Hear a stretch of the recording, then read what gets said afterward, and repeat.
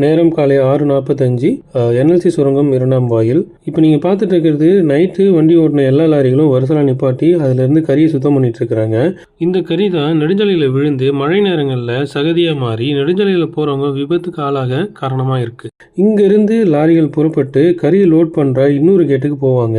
அங்கிருந்து பங்கரில் இருக்கிற கரியை லோட் பண்ணிட்டு சுமார் ஒரு 7:45க்கு வெளியே வருவாங்க. அதாவது இந்த டைம் வந்து ஸ்கூல் டைம், ஆஃபீஸ் டைம் அப்படின்னு சொல்லக்கூடிய பீக் ஹவர்ஸ். இந்த பீக் ஹவர்ஸில் இங்கிருந்து கரிகளை இந்த எம்டி வண்டிகள் லோட் பண்ணிக்கிட்டு தேசிய நெடுஞ்சாலை 532 பயன்படுத்தி வராங்க.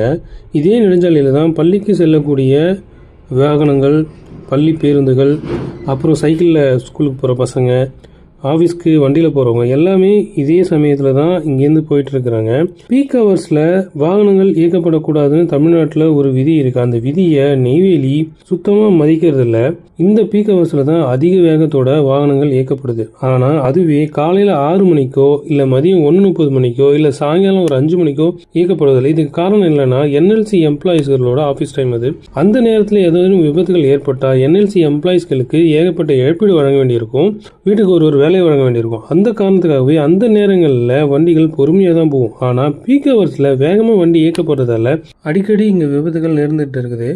ஒன்றுக்கு பின் ஒன்றா வண்டி வந்துட்டு இருக்கிறதாலையும் முன்னுக்கு பின் வண்டி போகிறதாலையும் இந்த விபத்துகள் தவிர்க்க முடியாததாக இங்கே நடந்துகிட்டு இருக்குது. உயிரிழப்பு எதுவும் ஏற்படுறதுக்கு முன்னாடி சம்பந்தப்பட்ட துறை தலையிட்டு உடனடி நடவடிக்கை எடுத்தால் நல்லாயிருக்கும். நன்றி.